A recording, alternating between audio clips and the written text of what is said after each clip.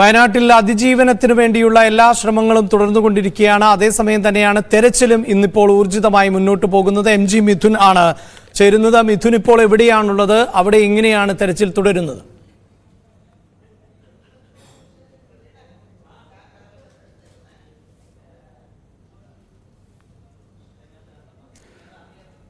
ഒരു ഭാഗത്ത് വയനാടിന്റെ പുനരധിവാസത്തിന് വേണ്ടിയുള്ള ശ്രമങ്ങൾ ഊർജിതമായി നടക്കുന്നു. അതേസമയം തന്നെ വയനാട്ടിൽ ഇനിയും കണ്ടെത്താനുള്ളവർക്ക് വേണ്ടിയുള്ള തെരച്ചിൽ ഇപ്പോഴും തുടരുന്ന സാഹചര്യം ആണ് ഉള്ളത്.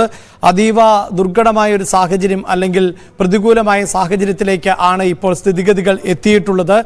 കാരണം ദിവസങ്ങൾ പിന്നിടുന്നു. ഇനിയിപ്പോൾ ശ്രമകരമാണ് ഈ തിരിച്ചറിയുക എന്നതുൾപ്പെടെയുള്ള ദൗത്യങ്ങൾ, അല്ലെങ്കിൽ മൃതദേഹാവശിഷ്ടങ്ങൾ കണ്ടെത്തുക എന്നതുൾപ്പെടെയുള്ള ദൗത്യം അങ്ങേ അറ്റം ശ്രമകരമാകുന്ന ഒന്നാണ്. എങ്കിൽ പോലും അത് തുടരുക എന്നത് തന്നെയാണ് ഇപ്പോഴത്തെയും തീരുമാനം. മിഥുൻ ചേരുന്നുണ്ട്. മിഥുൻ, എവിടെയാണുള്ളത്? എന്താണ് വിവരങ്ങൾ?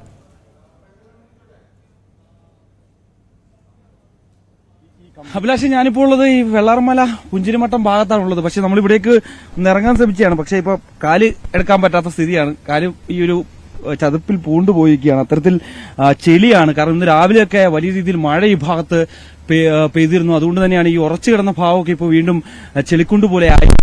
അതിനുവേണ്ടി ഞാൻ ഇവിടുന്ന് ഇറങ്ങാനുള്ള ശ്രമമൊക്കെ നടത്തുകയാണ്. എന്തായാലും നമ്മൾ നേരത്തെ സൂചിപ്പിച്ച പോലെ തന്നെ വ്യാപകമായ തെരച്ചിൽ ഈ ഒരു ഭാഗത്ത് കഴിഞ്ഞ ദിവസങ്ങളിൽ നടന്ന പോലെ തന്നെ 6 സെക്ടർ കേന്ദ്രീകരിച്ച് ഇവിടെ നടക്കുന്നുണ്ട്. മുണ്ടക്കൈ, ഒപ്പം തന്നെ പുഞ്ചിരിമട്ടം അടക്കമുള്ള ഭാഗങ്ങളിൽ ഈ ഒരു തെരച്ചിൽ ഇന്ന് പുരോഗമിക്കുന്നുണ്ട്. സന്നദ്ധ പ്രവർത്തകരുടെ ഭാഗത്തു നിന്നുള്ള ഒരു തെരച്ചിൽ ഇപ്പോൾ ഈ ഒരു മേഖലയിൽ പുരോഗമിക്കുന്നു. ഒപ്പം അവർക്കൊപ്പം NDRFന്റെ സംഘമുണ്ട്. ഒപ്പം തന്നെ ഫയർ ആൻഡ് റെസ്ക്യൂ ടീമുണ്ട്.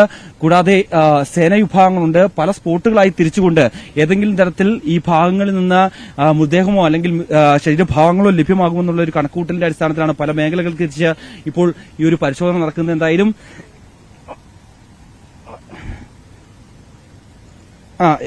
അല്പസമയത്തിന് മുമ്പ് SPG സംഘം ഇവിടേക്ക് എത്തിയിരുന്നു. അവർ ഈ ഒരു മേഖലയിൽ പ്രധാനമന്ത്രി നരേന്ദ്രമോദി ശനിയാഴ്ച ഇവിടേക്ക് എത്തുന്നുണ്ട്. അതുകൊണ്ട് തന്നെ ഇവിടുത്തെ സുരക്ഷാ ക്രമീകരണം വിലയിരുത്തുന്നതിന് വേണ്ടി SPG സംഘം എത്തി ഈ ഭാഗങ്ങളിലൊക്കെ തന്നെ പരിശോധന നടത്തിയിട്ട് അല്പസമയം മുമ്പാണ് ഇവർ മടങ്ങിയത്. കാരണം അദ്ദേഹം എത്തിയതിനു ശേഷം ഈ ബെയിലി പാലത്തിന് സമീപം എത്തി അവിടെ നിന്ന് റോഡ് മാർഗമാണ് മുണ്ടക്കൈ, പുഞ്ചിരിമട്ടം അടക്കമുള്ള ഈ ദുരന്തബാധിത മേഖല സന്ദർശിക്കാൻ എത്തുന്നത്. അവിടെയൊക്കെയാണ് ഇപ്പോൾ പരിശോധന നടത്തിക്കൊണ്ടിരിക്കുന്നത്. എന്തായാലും ഞാൻ നേരത്തെ സൂചിപ്പിച്ച പോലെ തന്നെ കഴിഞ്ഞ ദിവസങ്ങളിൽ പ്രധാനമായും ഈ ഒരു തെരച്ചിലിന് ഒരു ഊന്നൽ നൽകിയത് ഈ സൂചിപ്പാറ വെള്ളച്ചാട്ടം, ഒപ്പം തന്നെ കാന്തൻപാറ വെള്ളച്ചാട്ടം ഭാഗങ്ങളിലാണ്. അവിടെ ഹെലികോപ്റ്റർ മുഖേനയുള്ള ഒരു പരിശോധന നടക്കുന്നുണ്ടായിരുന്നു. ആ സമയത്ത് കഴിഞ്ഞ ദിവസങ്ങളിൽ 3 മൃതദേഹവും ഒക്കെ അവിടെ നിന്ന് കണ്ടെത്താൻ സാധിക്കുകയും ചെയ്തിട്ടുണ്ട്. അതുകൊണ്ട് തന്നെ ആ മേഖലകളിൽ കൂടുതൽ മൃതദേഹങ്ങൾ ഉണ്ടാകാമെന്നുള്ള ഒരു വിലയിരുത്തലിന്റെ അടിസ്ഥാനത്തിൽ ഇന്നും ശക്തമായ തെരച്ചിൽ അവിടെ ആരംഭിച്ചിട്ടുണ്ട്.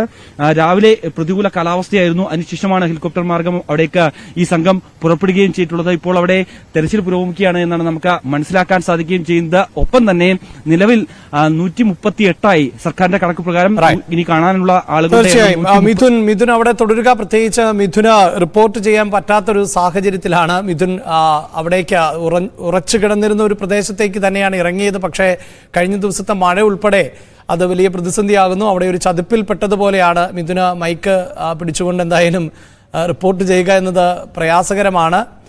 മിഥുൻ, തീർച്ചയായും കരുതലോടുകൂടി തന്നെ മുന്നോട്ട് പോവുക. നമുക്ക് വാർത്തകൾ എത്തിക്കണം എന്ന് പറയുമ്പോൾ തന്നെ ഇങ്ങനെ അപകടം ഉള്ള മേഖലയാണ്. ഈ ചതുപ്പിനകത്തൊക്കെ എന്തുമുണ്ടാകാം. കല്ലും മണ്ണും മാത്രമാകണമെന്നില്ല. മറ്റവശിഷ്ടങ്ങളൊക്കെ ആണെങ്കിൽ എന്താണ് എന്ന് പറയാൻ സാധിക്കില്ല. ഇതിൻ്റെ പാദരക്ഷകൾ ഉൾപ്പെടെ നഷ്ടപ്പെട്ടു പോയി എന്ന് വേണം മനസ്സിലാക്കാൻ. രക്ഷാപ്രവർത്തകരും ഒരേ നിലയിൽ ബുദ്ധിമുട്ടുന്നു. ഇതാണ് അവിടുത്തെ സാഹചര്യം പ്രേക്ഷകരിലേക്ക്. കാരണം ഇതിനടിയിലൊക്കെ എന്തൊക്കെയുണ്ട്. ഇവിടെ എന്തായിരുന്നു? വീടുണ്ടായിരുന്നോ? വീട്ടു സാമഗ്രികൾ ഉണ്ടായിരുന്നോ? കൂർത്ത എന്തെങ്കിലും വസ്തുക്കൾ ഉണ്ടായിരുന്നോ? അങ്ങനെയൊക്കെയുള്ള സാഹചര്യമുണ്ട്. ഇത് വയനാട്ടിൽ നിന്ന് വാർത്ത റിപ്പോർട്ട് ചെയ്തുകൊണ്ടിരിക്കുമ്പോൾ തന്നെ സംഭവിക്കുന്ന ഒന്നാണിത്. അപ്പോൾ രക്ഷാപ്രവർത്തകർ അല്ലെങ്കിൽ തെരച്ചിൽ സംഘമൊക്കെ എത്രത്തോളം ബുദ്ധിമുട്ടുന്നു എന്നുള്ളതാണ് അവിടെ നിന്നുള്ള കാഴ്ച. അത് തീർച്ചയായും ഒരു ദുരന്ത സ്ഥലത്ത് നിന്നുള്ള കാഴ്ചയാണ്. ഇത്രയും ദിവസങ്ങൾക്ക് ശേഷം ഒരു വാർത്ത റിപ്പോർട്ട് ചെയ്യാൻ എത്തുമ്പോൾ റിപ്പോർട്ടർക്ക് നേരിടേണ്ടി വരുന്ന ബുദ്ധിമുട്ടാണിത് എങ്കിൽ ആ സമയത്ത്, ആ പ്രളയ സമയത്ത് അല്ലെങ്കിൽ ആ ദുരിത സമയത്തൊക്കെ അവിടെ ഉണ്ടായിരുന്നവർ അത്രമേൽ വലിയ പ്രതിസന്ധി നേരിട്ടിട്ടുണ്ട്. തീർച്ചയായും മിഥുൻ, ഞാൻ മിഥുനിലേക്ക് വരാം. ഏറ്റവും സുരക്ഷിതമായ ഇടത്തേക്ക് മാറുക.